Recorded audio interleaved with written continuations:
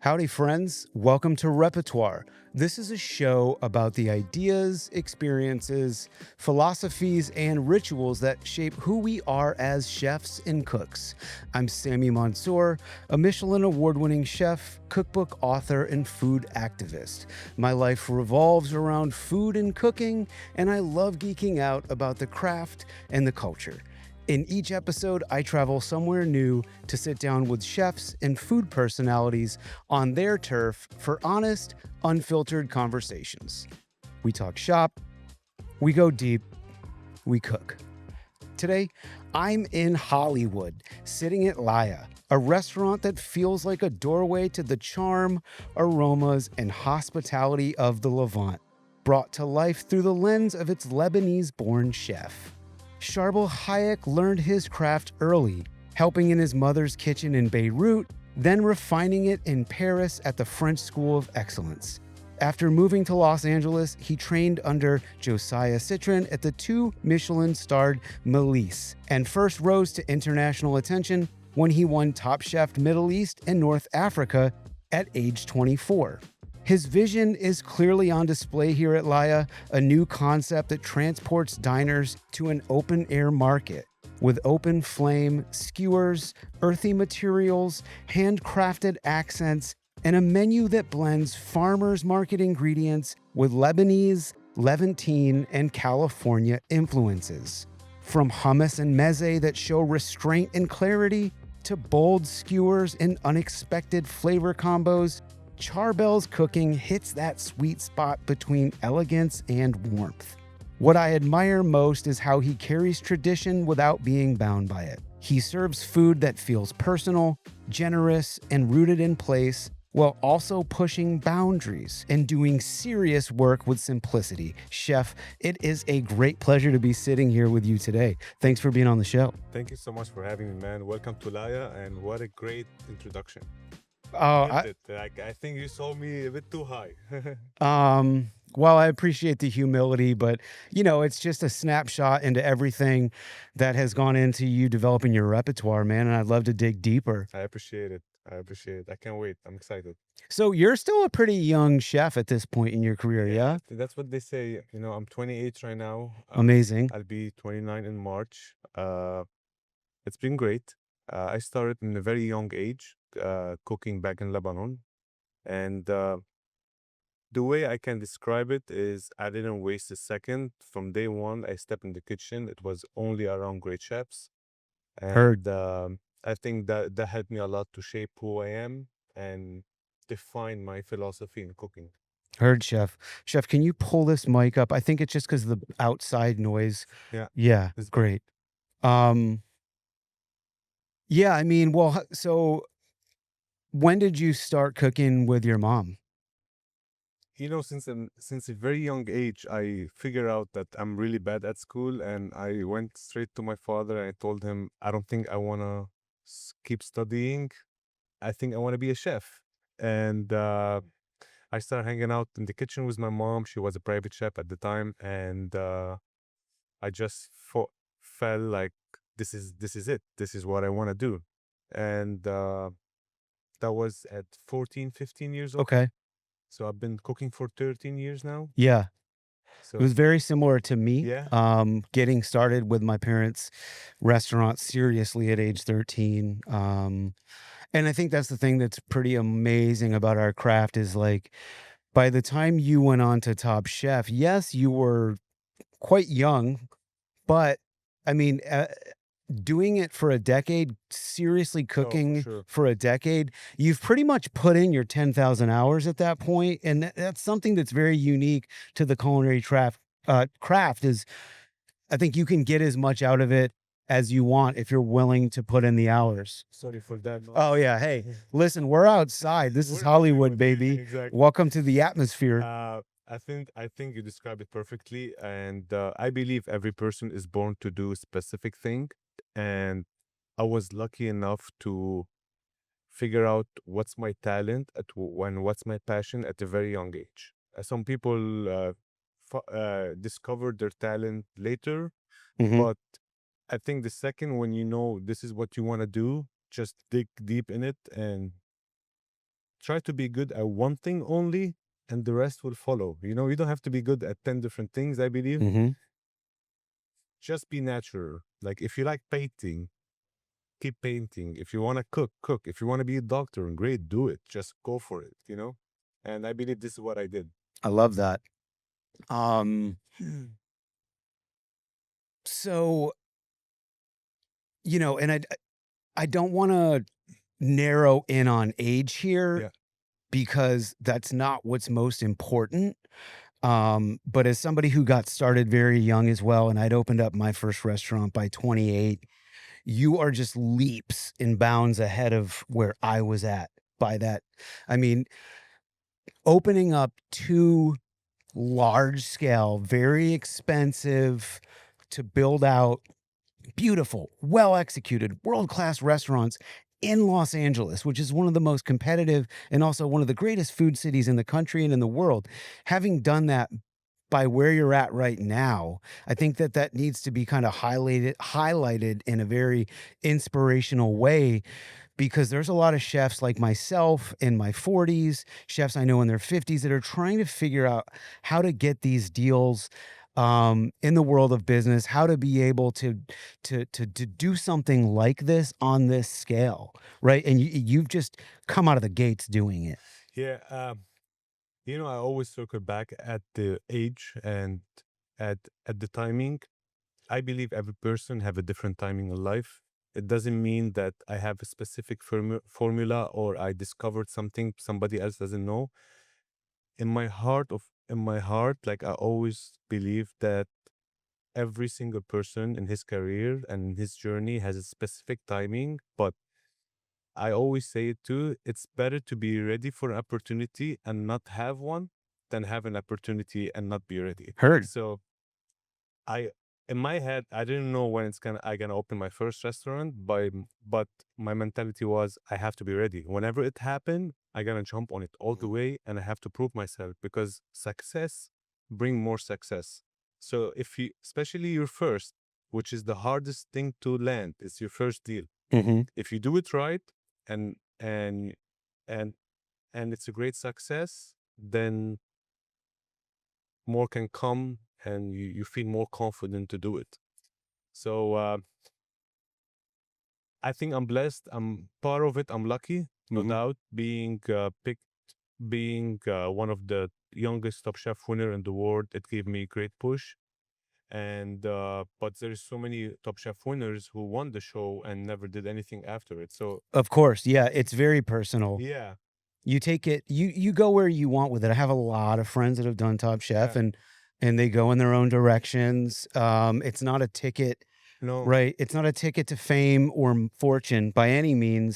I personally thought after I win Top Chef, the production team itself, they're gonna come to me and offer me some business, and I'm like, oh, I found out that it's not how it works.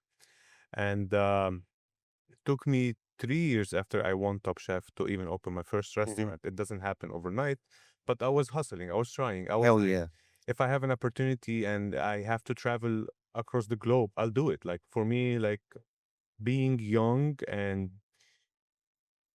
it's a blessing that I should take advantage of it. And I don't like I don't like to say no, you know? Mhm.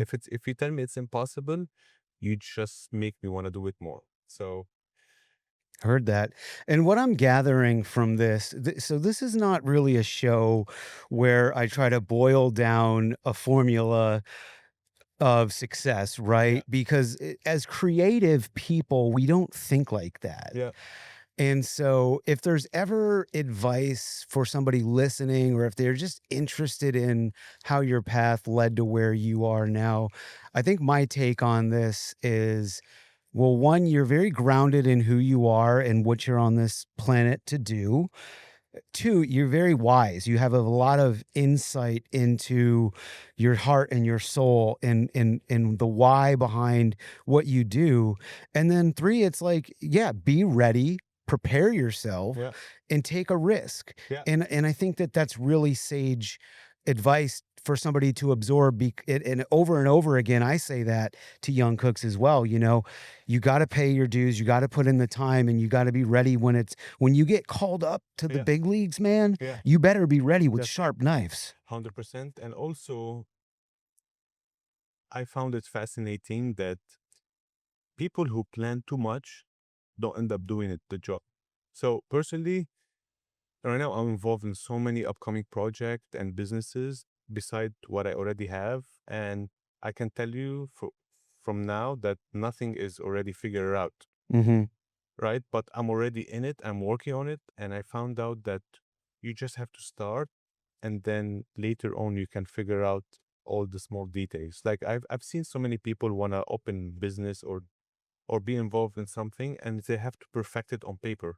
Sometimes that's the wrong formula. I'm not saying be reckless and Right. go crazy and bet everything you have. No, but just go for it, you know. Mm-hmm. And it's very important to pick the right partner. Yes. I personally believe, man, partnership is like marriage. So either you have the right one or the wrong one. The right one can take you to the moon and you go together, and the wrong one will take you to hell, and most probably you go by yourself. So, uh, And sometimes it takes years to figure that yeah, out, or people's interests be picky with split your out. partners. Yeah, I I think agree. right now I get so many offers left and right, and trust me when I say I reject most of them, not because I think I'm better or something, it just doesn't fit my vision and my character. Partnership for me, it should be like friendship first, Mm-hmm. then business follow. Mm-hmm. You know, because if Yeah. you have bad times, I should like you enough as a person that I still wanna hang around, you know? So I am curious, like, so I've never been to, we were talking about this before, and if you're just listening to the show for the first time ever and you don't know much about me, my grandparents came from Beirut to America in the 40s. My dad and all of my uncles are chefs. My grandfather was a chef, and my taita Rose was an amazing home cook that would make these huge Lebanese feasts oh daily. my God, sure. And this is what I know about my culture. I've never been to Lebanon. I absolutely must get there. Yeah, you But should. dude, tell me about Beirut. It's a crazy city. I think that's the best way to describe it in the good and the bad. Uh Beirut and Lebanon in general mean a lot to my heart. I'm born and raised there, and I have a lot of memories, and all my childhood is in Lebanon. Um, I think from what Beirut and Lebanon went through so far, since the civil war to what happened recently till now, and still holding together, and you still go there, you have one of the best nightlife. That the FMB scene is out of the world, and I think that give me more motivation to to do it right here because I have more opportunity here and more stable market. You know, like I just came back from Beirut, and I loved it. I had a great time, but also same time I think I'm like I see more potential in the US, how big it is, Mm-hmm. and but you cannot run away from your heart. So my heart will always be there, Mm-hmm. but my mind is here. Are you familiar with some of these outfits that will take a chef? And I mean, sometimes they'll do influencers, but specifically, I'm wondering if you're familiar with these organizations that will take a chef that's got a reputation and a following and, kind of prop them up to be a tour guide and a host of a trip, and maybe 20 people buy tickets to go experience Beirut with you. Have you seen companies like that? No. I mean, you're a busy man, so you don't have the time Yeah. to do this right now. Yeah. But selfishly, I hope you do that one day so that I can tag along. Oh, I would love to. I Yeah, would and love it's to. it's not a lot of work. Like they set it up to where you're just kind of the face. They do all the itinerary planning, and there is another host there, but you're just kind of the guy that or the gal that sells the Maybe tickets. one day I'll do it in Beirut. Yeah. That would be nice. Yeah, I know the area there very well. it would be incredible. Yeah, I'm sure. I'm gonna send you a link to a company that I think does a really good job. So Let's do it. if you're ever Maybe interested, we'll do it together. oh, I'm already there. All right. You tell me when, All man. right. Because it's not about the money. Something like that, I think you could make some money on it, but it's also if you're passionate about showing somebody your world Yeah. and inviting them into your home, so to speak. Why not? Yeah, I never say no. heard. Uh, this is a never saying no is a mentality that leads to success. And obviously you have your boundaries. You have your, you know, somebody reached out to me to do this with them. I don't think they're a good partner. So you do say no. Yeah. But it's a mentality Of course. that you want to say yes to things that come about that come in front of you because when the world gives you opportunities, you kind of have to take advantage of them. You just never know, right? And personally, I've experienced a lot of moments in my life by just showing up to a meeting or to a gathering or to a party or to a dinner. From just showing up, a lot of doors has opened that I didn't even think about, right? Like last week, I drove 7 hours for a meeting. Nothing was for sure. I just went there. At first, you show that you're serious, man. So if we talk about something, any business, and meet me tomorrow in San Francisco, I'll be there. And second is I just never know. I don't know what's going to happen. So let me try. I'd rather live with myself and thinking about that it didn't happen than, oh, well, what if it did happen? So. Heard that, chef. I share that sentiment and I'm still doing it, and it's blown up in my face. It's been wastes of time and I've never let the world jade my outgoingness.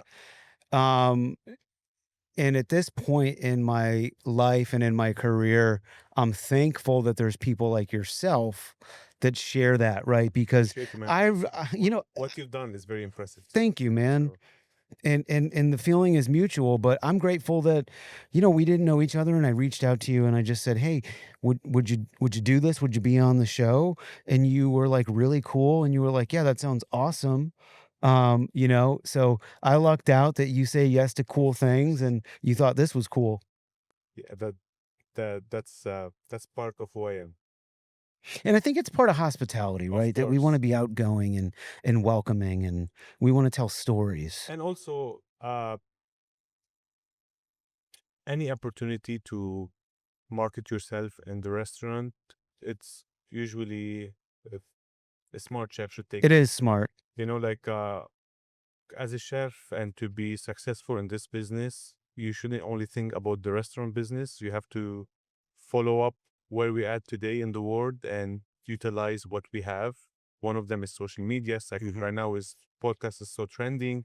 So you gotta have to make sure you're always doing all of those to promote your business and who you are and what kind of food you cook and Yeah. to carry on. Yeah, so to just go back to something you said before, where you're like, you don't have to be good at 10 things, just one.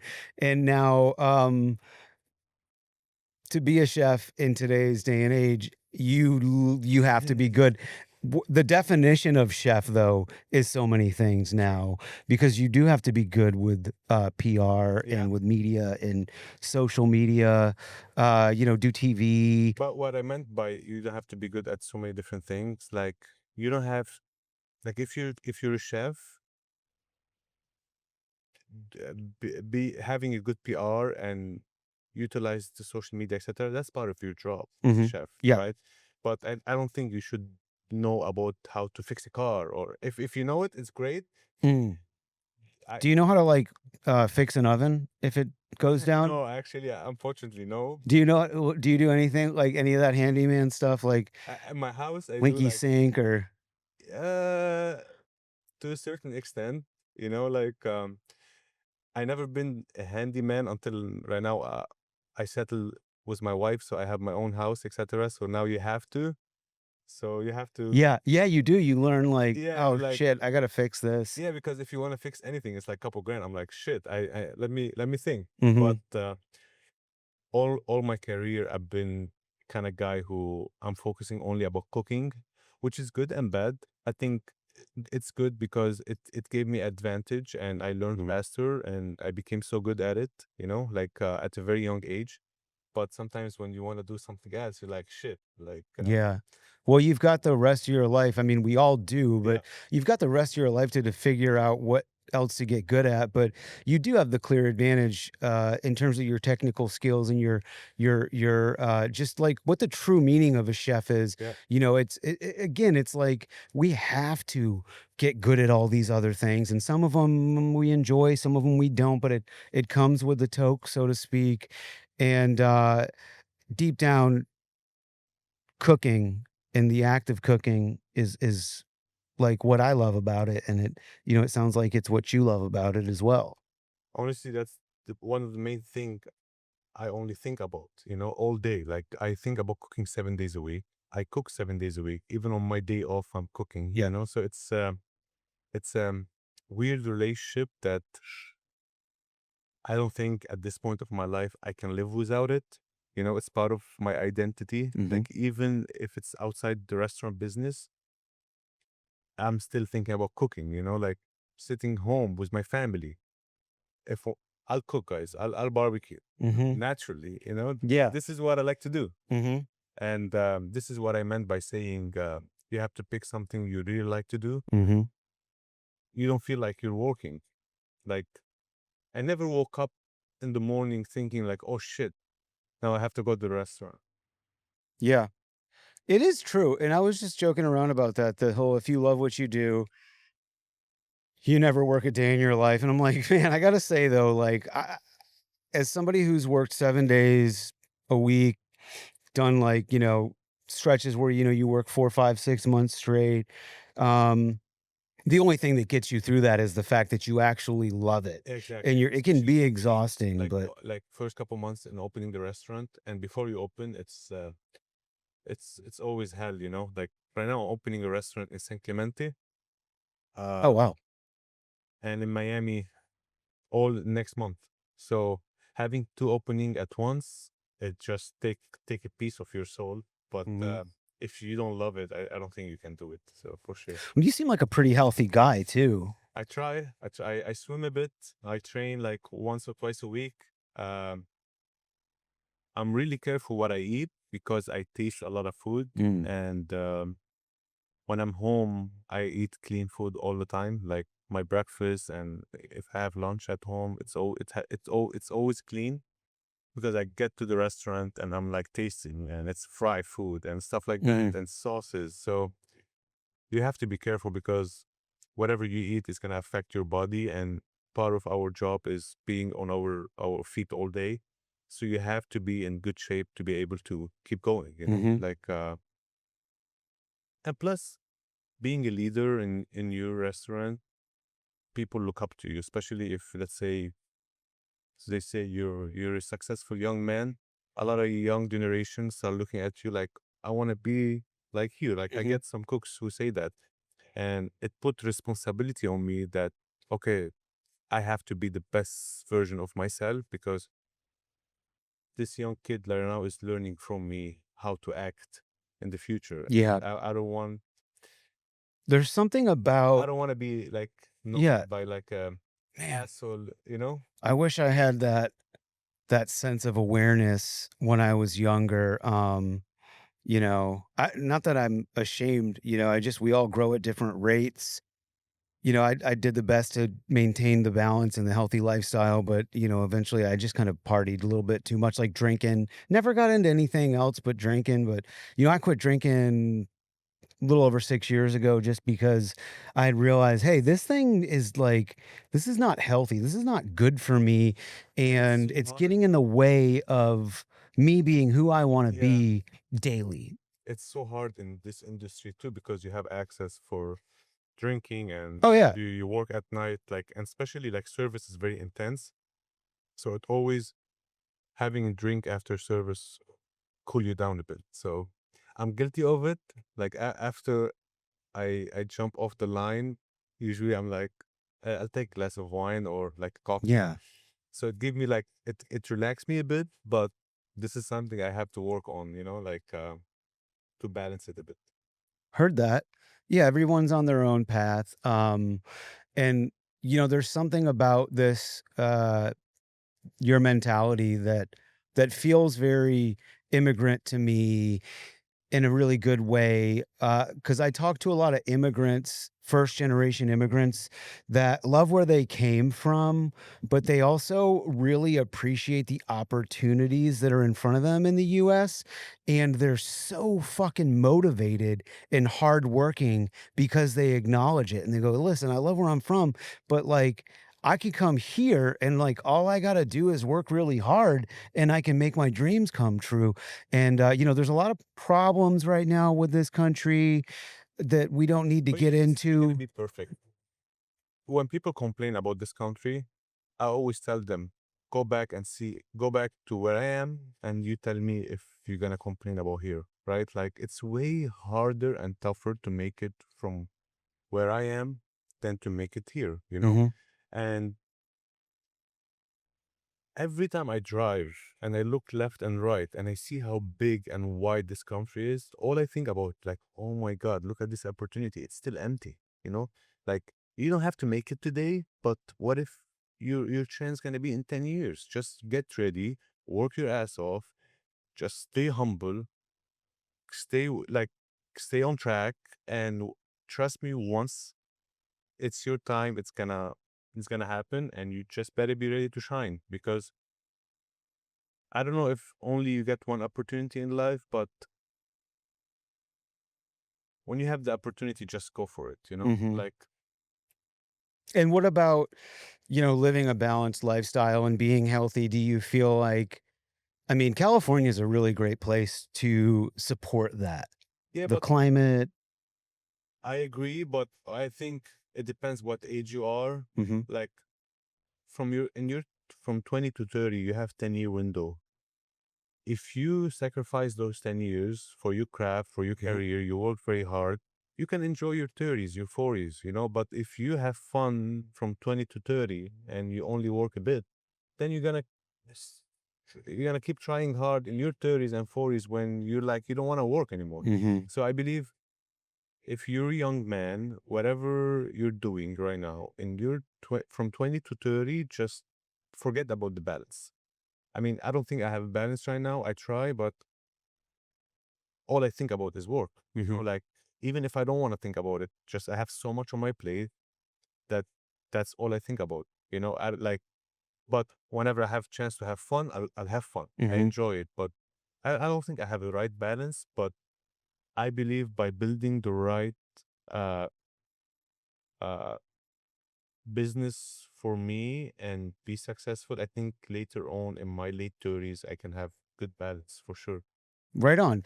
And I appreciate you saying that because that's the truth. That's the reality. You gotta work your ass off if you wanna make something Yeah. happen, and it takes 10 years Yeah. at the very least to make something happen and to build something that's got a strong enough foundation to be able to say, "Hey, maybe I can relax a little bit now." And that's not for everybody. Yeah. But if you're a professional cook, Yeah. right, that wants to become a professional chef with a reputation, which a lot of cooks do, you've gotta sacrifice. Yes, especially first 10 years. Like if you start early, then maybe you'll be good at 26. If you start late, but first 10 years of your career, just go for it. Just don't look for balance, don't look for extra pay, for extra bucks. Mhm. Like your knowledge gonna become your passport. Like work with great chefs. Don't waste any second with any restaurant. Just be just you want to be the best, be around the best. That's my Well, and the philosophy. and the word balance is an interesting word too because it can go in so many different directions, but I think if you're working your ass off and you don't have much of a social life, that's fine. It's hard to say that that's out of balance if it aligns with your vision, but where I see that you have balance is you look good, you look healthy, you're in active wear, you're telling me that you take care of your palate, you're eating right. You're not out partying. There's so many things in this business that can get you out of balance because, like, you could work 7 days a week and go out every single night and party. or you But can be focused. but that's distraction. Hmm. Again, it's you have to look. If we're talking about being successful in life, in whatever you do, I think in first 10 years you have to sacrifice everything you have to become so good at it, and then you get paid well for it. You don't Hmm. get paid for how many hours you put in. You get paid of what you bring value to the table. You can start working couple hours a week and make way more than what you used to make. Hmm. So Where did that mentality come from? I'm a big believer, and for me, nothing is impossible. And since I'm a young kid, if I look at something and if another human being is where I want to be, Hmm. in my head, I'm like, if he can do it, I can do it. He has two legs, two arms, and he has his own issues. We have the same time. So what he has special that I don't have, right? So first of all, you start by saying to yourself, nothing is impossible. You shouldn't be delusional. Like as a chef, I can't go to Mars, right? But I can be one of the best chefs, right? Like you have to know where is your domain, Hmm. right? So if you can do it, I can do it. And just I'm a big believer. I think everything I've worked for in my life, I ask God for it, and I put my head down and I work my ass off, and usually the outcome always been great. I've been blessed. Uh, I think God has graced my life with a lot of opportunity that personally I cannot do it myself, Hmm. but it has been put together in a way that there is God in it, Hmm. and yeah, just go for it. Don't plan it too much on paper. If you have an idea, try to find who's the best partners to believe in your idea and to believe in you too, and go for it. What I'm gonna change Yeah. lanes here. What kind of food did you grow up like cooking with your mom? So mainly was a lot of Lebanese and what we eat in Lebanon, right? Like mezes and stuff like that. But my mom used to be a private chef, so she used to do a lot of French dishes like braised leg of lamb with like red wine and stuff like that. So I always had love for French and Italian food. Um, so yeah, I learned the basic in Lebanon, like about how to cook Lebanese food traditionally. But with all my travel, lived in France for a couple of years and came here, it shaped my style of cooking, Mhm. and I started learning different cuisine like Italian and French. And first couple of years, I think I was shying away from my own culture and my own cuisine because I wanted to learn something Yeah. new. And then when I was in Top Chef, they asked us to cook something with a story and with a background. So immediately I went back to my own food, Mhm. Lebanese food. And when I cooked it and I saw the reaction of the judges, I'm like, actually, our food is really good. It's Yeah, it really good. is. What That's did what you make? Tell me what you made. it's every challenge is different, but they challenge you in every way possible. Uh, but When they asked you to make something with a story and you decided to cook Lebanese food, what was that first like instinct? like one of the most famous dishes that I did in Top Chef All Star on Bravo was they asked us to do a dish that you, you eat it without silverware, Okay. so with your hand or you lick it or something like that. But it should have a story. So I made like Lebanese flag with all the Lebanese flavors like za'atar, tomato, labneh, and mint, Mm. and I played it as a Lebanese flag. And I had like the crispy filo tree that you wipe the plate with it, and that took a big hit and stuff like that. It make me proud of to showcase my cuisine, make it modern, but don't Mhm. change the identity, Mhm. which is a very hard to do. Yeah. Oh, I know. It's very hard to do. But it's that's the fun part, right? Just the mental game of trying to figure it out and connecting all these Yeah. different dots. You want to be creative, but also you want to stick to the subject. So Yeah. let's say here at LAYR, we have straightforward dishes that are not tweaked, that I believe you cannot touch it. Like tambuli, what you gonna do with it? Like just make sure it's seasoned right and it's done right, chopped perfectly, and I think you don't need anything else. When you make tabbouleh, is it like a fuckload of parsley or is it Yes. yeah, it's like more parsley than bulgur? Yeah, I actually like personally, I don't like burgul much. Mhm. So in my restaurant here, we don't put burgul, so it's gluten free. What is it? So it's technically parsley, tomato, onion, and lemon juice, olive oil, mint.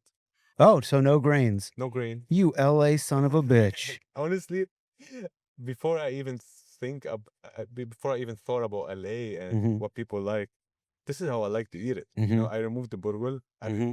I never cared about it, but everything else is still the same. Like nobody can tell the difference without Right. burgul because Well, I'll do something kinda like that with a fattoush, yeah, and I just don't put the pita in it, and I cut yeah, the I'll do heirloom tomatoes, and I'll cut them but big it's still and fattoush. different, like a purple ninja Yeah, radish shaved thin and maybe use some blood orange segments, and put mint and parsley yeah, whatever, but it's fattoush, it's still it's fattoush. just so and if you order it, you're not gonna be upset with me even Yeah, that it's not, like, traditional, yeah, so to speak. I And the agree. the the food I would love to open up a Lebanese-inspired restaurant I one think day. you'd be surprised the amount of demand that we're having right now and in today's age. Mhm. Uh, People are really embracing the cuisine, and Well, it's delicious and it's healthy. It's colorful. it's clean, it's delicious, it's straight to the point, it's fun. Mhm. Like you share with people. Like Very people, shareable. I personally don't like to go to a restaurant and have my own plate, No, right? I Like wanna share. exactly, like when I'm with a group of people and they're like everybody get his own main course, I gonna always get upset. I'm like, Those aren't real friends. yeah, I'm I'll like, be like, guys, "Listen, dog, bring if" like chicken, fish, and steak, and let's share. Yeah. Put it in the middle. So I always found it fascinating that people really food really bring people together. Mhm. And if you notice, you go to a restaurant, whoever is eating already, they have a better chemistry, right? You look at the table Hmm. next to you who just said that they're waiting for their food. Usually, like 80% of time, you see them like cold face and there is no much life to it. Yeah. Like they're Yeah. not talking, Nope. they're Especially if uncomfortable it's a waiting. couple that's been Yes. together for a really long time and Once the food come to the table, you feel like there is life yeah, to it's you. the main event. Yeah. I'm excited. I'm dining here tonight. Yeah. Um my wife is coming, and then one of my sous chefs, who's been cooking with me for damn near 10 years, Wow. he's coming with his lady, and I'm excited to break bread with them over some beautiful Lebanese cuisine. Enjoy some good pita and some good hummus and everything else. Yeah, Surprise. my taita, she would make pita, and I have these childhood memories of helping her, and she It's would do amazing. like minutiae Yeah. and she planted a grapevine in the yard. It was quite big. It went across the whole You fence should you should so she could pick the grape leaves and do the you stuffed should grape try leaves. our grape Oh, I'm leaves. going to. It's amazing. I can't My mom wait. actually make it here. She come a couple days a week. She make Are you kidding the me? kibbeh, fried kibbeh. She make the homemade labneh, which is the yogurt. Uh-huh. She make homemade yogurt and then she transfer it to labneh. It's quite a process. Wow. So And she's like, you're really draining it because Lebanon is like so thick. yeah, you try tonight, and it's like a Oh, bit fermented, so it's a bit acidic, but it's delicious. And she does the grape leaves. They're a bit technical, so I'm like, oh wow, yeah. if I want to put it on the menu, I would love to ask for your help. So That's incredible. yeah. What are you putting in the grape leaves? So we do it with rice and minced lamb, Yes. and we braise it with lamb neck, like in the Mm, bottom. And after like slow cooking it for 4 or 5 hours, we make like a lemon garlic vinaigrette, and we kind mm, of like base it with it. beautiful. It's So is delicious. it cooked in a lamb neck stock? Are there Yeah. any tomato No, in there? No tomato. Lebanese way traditionally, it's you have the meat in the bottom, usually we use a lot of lamb, Mm-hmm. either rack of lamb or lamb neck or shoulder, whatever you want. You layer all the stuffed grape leaves, you cover it with stock, press it with a plate, Yeah. and then cook it for 4 or 5 hours until the liquid is reduced and it's fully cooked. And then you make like a lemon garlic vinaigrette and you pour it all over. Wow. It's I've amazing. never had it like that You because should my try. Yeah, taita would try it. make it with the lamb Yeah, and she would do all of this, but it would be like it's tomato a sauce. canned tomato and stock half and If half. I'm not mistaken, that's how Armenian does it. Mm. I, Sometimes I think too, immigrants kind of like work with what they can get their hands yes, on. true. Um, and yeah, we keep the plate. We have the plate, Oh wow. the taita plate, this heavy ceramic Oh, I love it. earthenware that fits exactly perfectly into this pot. Just some old shitty pot, you know what I mean? It wasn't anything fancy. That thing's like probably the most valuable heirloom in my family. Oh wow. Um, so did you guys ever do like big feasts at Oh home? my God. Oh, almost every Sunday it's a feast. Okay, Like every Sunday. I'm a very family oriented guy, so we meet every Sunday. We go to church and then come back, and then we're always cooking. You know, like So you're usually, Christian? yes, Yep, yes, my family too. yeah. So usually, like I'm grilling, my mom making the tabbouleh, and you Mm. know, like there is always something going on. Um, and that's why I can't get enough of cooking. I just I enjoy it, and I believe you have to love people too. Mhm. Like you can be successful in this industry and you're not good with people, because I try to build a relationship with my guests. You know, like I like to touch the table and Mhm. check everything is okay. And I found out that people find it very they really appreciate it. Yeah. It means a lot. Yeah. I mean, they're coming to your restaurant because of you. You know, maybe some people just kind of come because it's somebody, brought them there or whatever. But for the most part, today, diners are very informed and they love good food. And when they're going to pay for it, it's like, hey, I want to try this chef's food. So when you walk the dining room and you say hi, man, it means the world to Of course. them. And that's a really hard act to balancing act within itself because you've got to be in the right headspace for Yeah. that. Because if you're like super stressed out and you need to be in the kitchen and then somebody wants you to come out and talk to them, it can be like, I don't know if I can do that Yeah, right it, now. it, it happened a lot, but I think you get used to it. Hmm. You have to. I'm a foodie, so when I go out and I eat, I I watch every single details, right? Hmm. So when I'm cooking, I know that's the guest who's eating. Most of them, they like to feel specially, right? So it's good to serve them good food, good service, good ambience. But if you top it with a chef touching the table, I very rarely I find somebody who didn't enjoy it. Hmm. Usually they're like, that's the cherry on top. So when you know that, you're like, even if I'm stressed inside, let me just forget for a second what's Hmm. going on and go outside and make their night even better. That's wonderful. Because you want repeatable guests, like you want to be known that you want your restaurant to feel so welcoming and everybody feel special. Like when I when there is somebody coming back, I want to know him by name, which is Hmm. I think that's the touch with That's beautiful. that's the touch. I even tell my team, like, if we have repeatable guests, don't say, "Hello, sir, how are you?" No, "Hello, sir, Sammy," or "How are you, how are you, Sammy?" Right? Like, Hmm. "Welcome to LAYR," right? Oh, that's the best. I mean, Knowing you by that's what name, people it's unique. Yeah, dream of yeah, is just, hey, it matters that I'm here. You yeah, guys care that I'm here and you're going to take care of me. yeah. And I mean, that's hard to do, and I love to hear it when people have that attitude and that philosophy. I can't wait to experience it tonight. And I'm curious, not Top Chef, professional cooking. What's like I'm sure you've gone through some tough times. You've been you've been dealt some hard-earned lessons. Like, does anything come to mind? Like, I mean, especially in France, like they're pretty wild.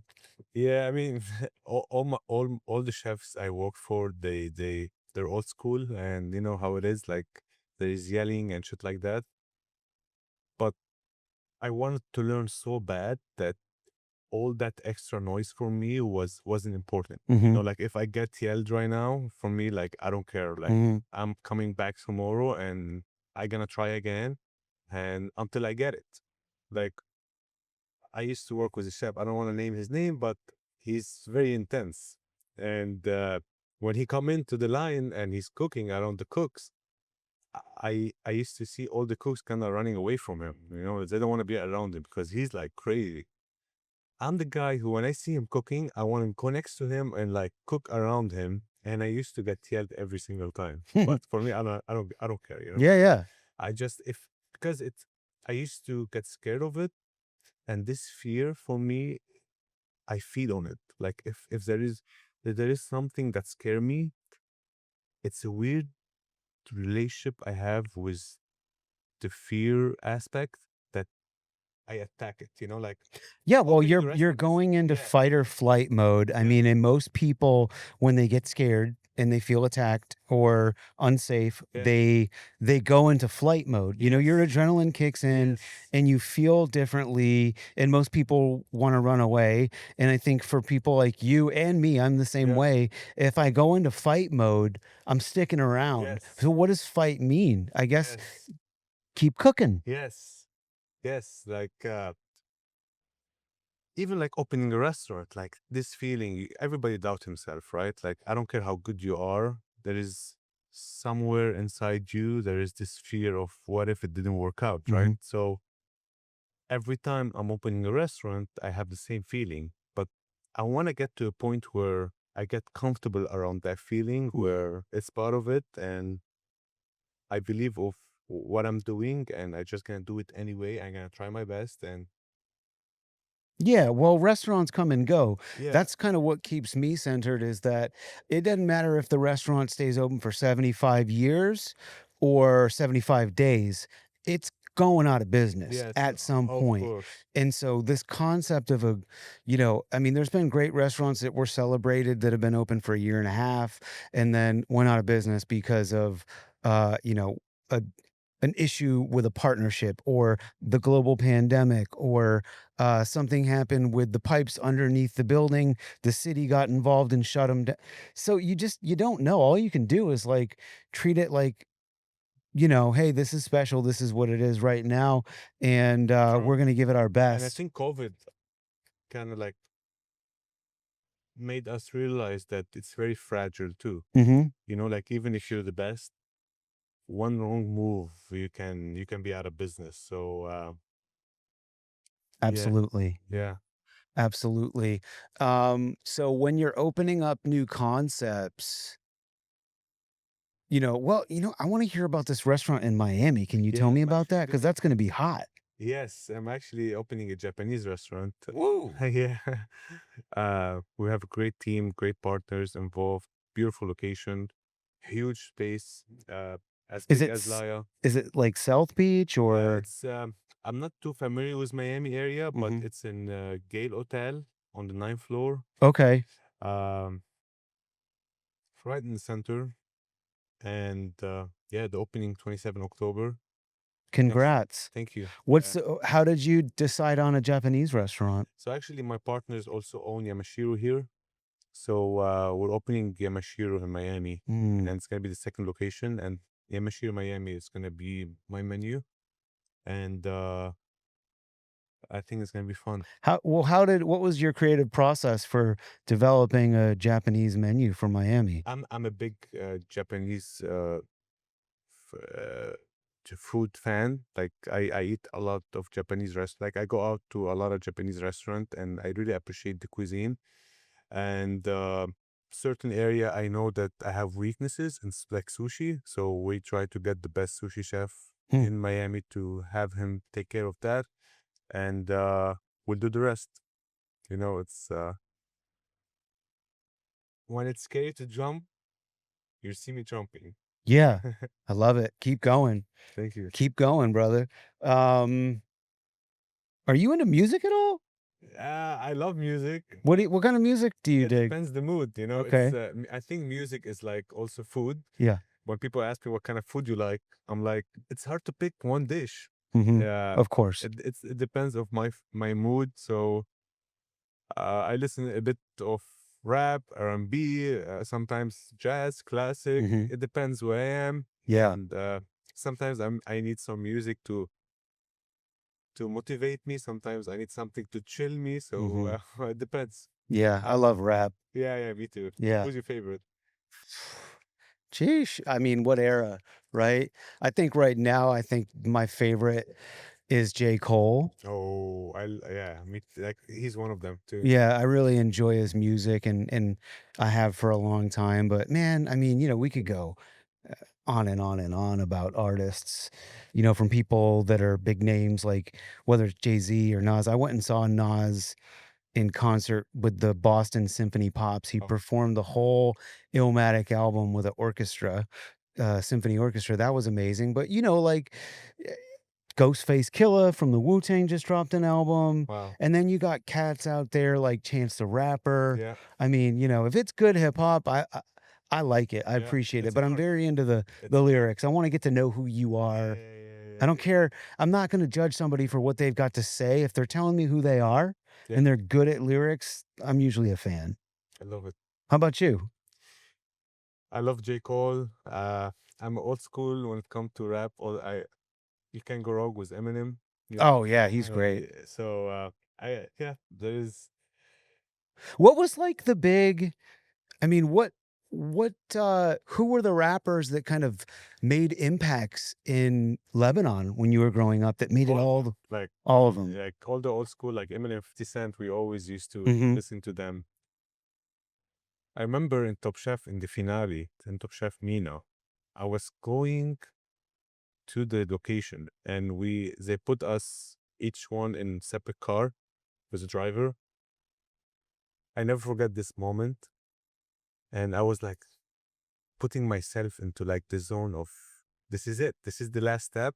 And lucky enough, the driver were playing I forget the name of the song, but it's for Eminem who say, if you have one shot, one opportunity, Oh, Lose Yourself. lose yourself.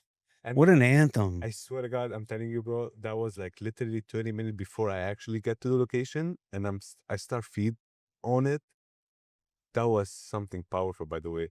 Like That's I such start a great imagining, song. actually, this is my last shot. This is my only shot. Like if I win, it's gonna put me somewhere else, right? So Yeah, how cinematic. And another one of his songs it's weird. It's like a that's really movie. big is this song "Till I Collapse." It Yeah, was on the Eminem show. Nate Dogg sings the hook. yeah, That song too, man. yeah. That song will get me going. I used to like Yes, start workouts with that I song. love it. Never get sick of it. You can't go wrong. Oh, it's like from that era where it's like he's screaming Yes, when he raps and yes. but it's Yeah. so intense. So now there's some questions that I ask every chef, and this segment is called the Flavorful Five. Okay, I'm really excited to get your answers here, let's do it. especially because I'm hoping that there's some gems of Lebanese food and restaurants involved, but there doesn't have to be. All right. Okay, so first up, what is the best sandwich that you've ever had? Wow. That's when it comes to food, it's so hard for me as a chef to pick one thing and Hmm. call it the best, right?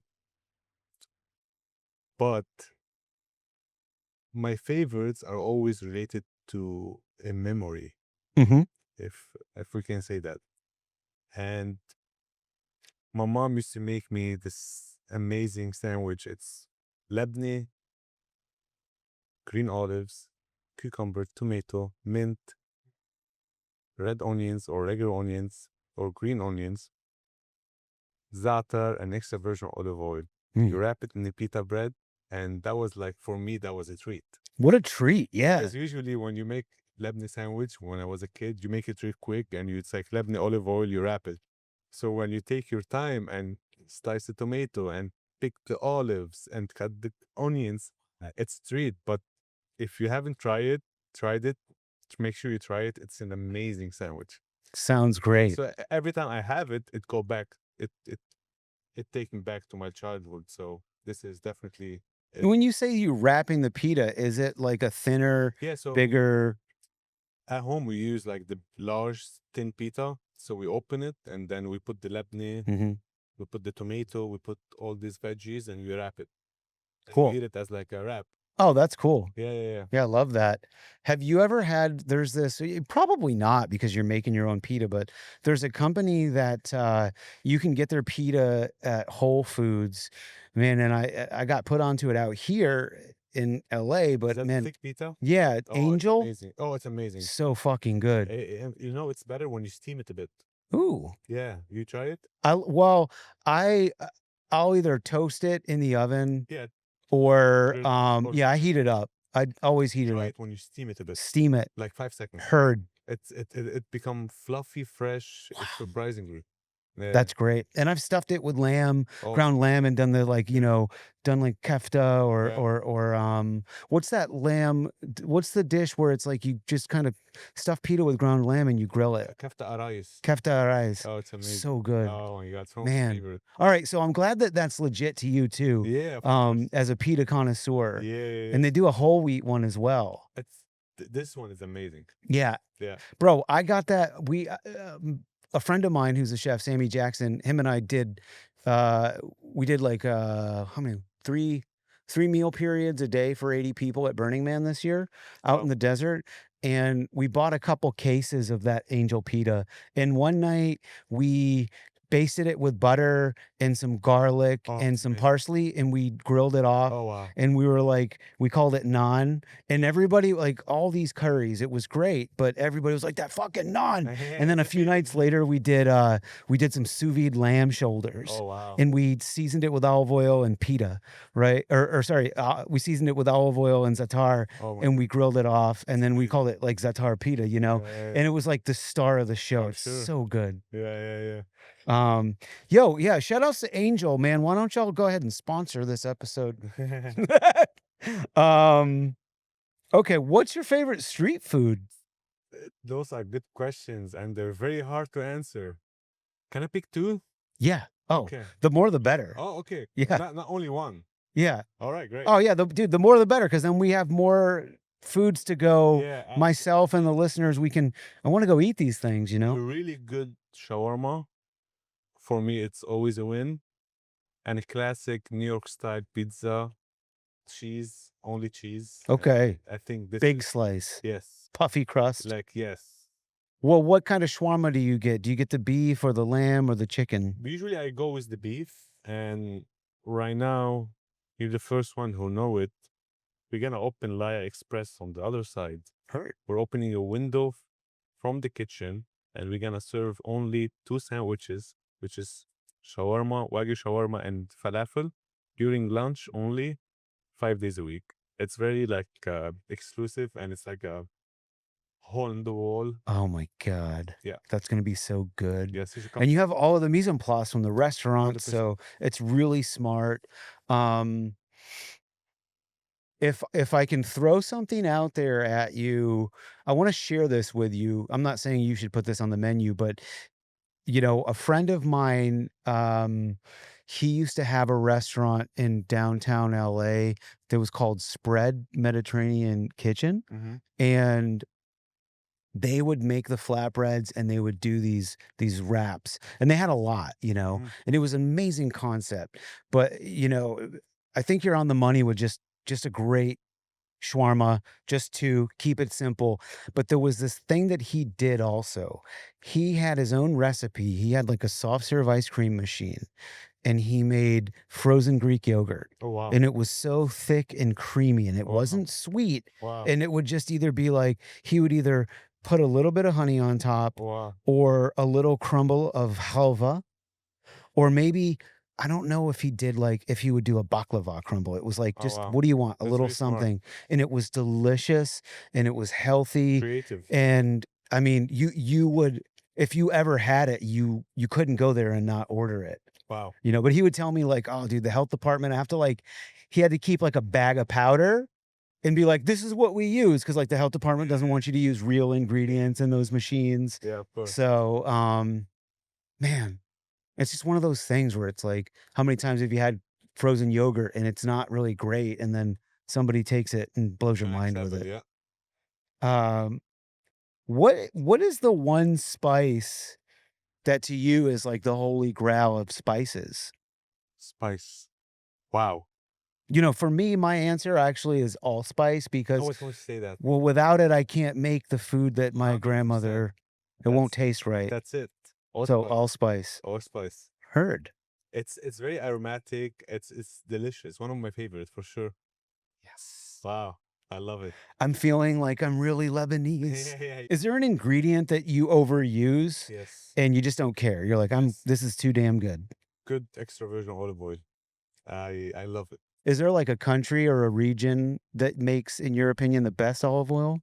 It's very like tricky to pick the best. Each one has call it his country do it the best, you know. But Mhm. I think for me, you have Italian olive oil, Greek, and Lebanese or Levantine. Mhm. Those are the region where I think they have the best olives Mhm. for sure. I get Lebanese olive extra virgin olive oil imported from Lebanon, and it complement our food perfectly. Thank God. And I literally put it on anything. Yeah. Like anything gets finished with extra virgin olive oil, either steak, either kebab, either meat, either fish. It's cool that you import your own to Yeah, I just do. control the supply. It complement the food perfectly. You know, Mhm. used to having Lebanese food with Lebanese product. Like even our za'atar is important from Lebanon. Like our sumac, Mm, our tahini. I try right my on, best to chef. use like authentic ingredients. Yeah, I bet you could sell that too. Yeah, that's what I'm working on. Do a little market? Yeah, Heard. yeah. All right. You're not going to like this one. What is it? It's so specific. You can only eat at one restaurant for the rest of your life. Jesus. Time doesn't matter. Don't worry about travel. You can eat at any of your restaurants whenever you want, and you can cook whatever you want. But one But restaurant. if you're going to go out and get taken care of, and again, this kind of goes into a memory, right? Something that's not necessarily the best restaurant in the world, but the one that's going to really take you somewhere special. That's tough, man. That's so tough. That's so tough. How can you pick? Like, what's yours? Ooh, mine right now, and it's okay. Like it can change with Okay. eras of life. Mine right now would be Bar Cañete in Barcelona. It's just super chef driven. It's fucking professional, but casual. I love the style of service. The menu is very big and everything on it is excellent. And it to me, it's like it's the best of both worlds. You can get all of the traditional Spanish dishes and tapas, but you can also get like eclectic, unique dishes like a and rich stuff too. Like you can get a fucking like a bavette steak covered in demi-glace with a piece of seared foie gras on top of it, which Oh is like wow. that's gonna hit the Like spot. classic. Yeah. Wow, bro. I wish you asked me that and you gave me some time, but I don't have an answer. That's It's okay. tough. It's tough. It's I'm a big foodie. I like to try new stuff. Mhm. What's a dish that satisfies your soul, but like you have to cook it because the joy and the ritual of cooking is part of what brings you back to center? One of my favorite dishes on the menu here at LAYR, it's the fried kibbeh. Mm. Till today, my mom actually make it one by one, Wow. and then it's deep fried. It's stuffed with meat and onions and spices, and we top it with hummus and some pickle. So every time I have it, it take me back to my childhood. Either it's a fried kibbeh or kibbeh bisayni, which is baked, Mhm. or either raw kibbeh, which is like our version of beef tartare. Mhm. Kibbeh is a big thing in our cuisine, and I think we do it so good here. My mom Yeah. actually do it That's amazing. amazing. Yeah, so This is a big deal for me, yeah, and you then know. also I have for you another dish that I want to try too. It's a very simple dish, not Lebanese. It has some Lebanese ingredients. It's a grilled branzino with a tahini moho Mm, sauce and pomegranate molasses. The combination is out of this world. I want to try it, so we'll do it real quick too. heard. So tahini mojo, you got orange juice in there? Yes, bunch of different citrus, All citrus. cilantro, dill, Nice. some chili, and so I made that sauce and I put tahini in it, and I'm frying it. That was like before Laya opened, Mhm. and I'm like, it's still missing something, you know? Mm-hmm. And I'm like confused. I don't know what to do. And I look next to me. I see this like pomegranate molasses bottle. Hmm. And I grab the bottle, have a spoon, put like a small dot on it, and have it. And oh my God, the combination together was out of the world. Wow. And I'm like, this is going to be the sauce. So right now it's a grilled fish and 2 sauces. That's it. I love it. And you're going to try it. Yeah, I love serving grilled fish like that too. Just With a some couple of sauce. little Yeah. accents that are going to be explosively delicious. Yeah, I won't. Man, I want to go back to right before we wrap up. I want to go back to the kibbeh. All right, because this is something I grew up with. You know, my grandmother, my taita, my father making it. I make it from time to time. Eating the raw kibbeh is a real treat. That's how I Yeah. was taught I have it growing here up. too. I'll try Um, it tonight. and what's it? What's the Arabic term for it when it's raw? The kibbeh. Kibbenaye. What is it? Kibbenaye. Kibbenea. Yep. Yeah. So I know these words, but just not their Yeah. pronunciations because my father and his siblings weren't taught Arabic.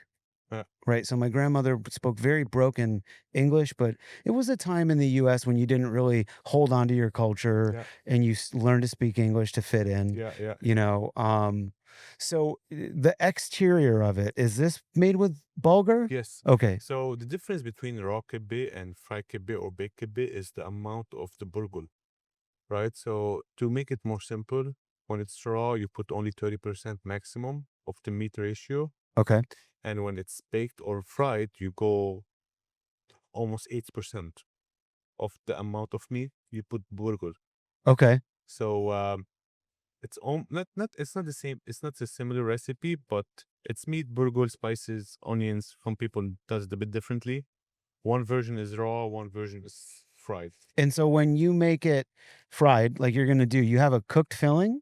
So yes, so we make the kibbeh dough, call it a dough, Mhm. burghul, meat, spices, and we grind it multiple times Mhm. in the meat grinder, and then that's gonna be like the outside. Mhm. So you stuff it with more meat, cooked meat, and onions and spices Do you put pine nuts in that? and pine nuts. Okay. And then you close it. Usually we do it like pointy, Mhm. but over here I make it like square, Oh, okay, cool. and then we deep fry it. So it's like crispy from outside, stuffed with meat inside, and it's perfectly with hummus. So I top it with some hummus and pickles. Beautiful. It's delicious. I can't wait to try Yeah. it, chef. Thank you so Of much. course, thank you, man. This has Thank you. been so cool. We'll do more. I love that. Let's do that. Let's do it. Thanks for tuning in, y'all. Repertoire is part of Heritage Radio Network, where we're on a mission to build a more sustainable and equitable food future, and your engagement is what keeps the lights on. So if you dug today's episode, please hit the subscribe button and drop a comment. The Good Food Movement is all about community, and together we can make a meaningful impact.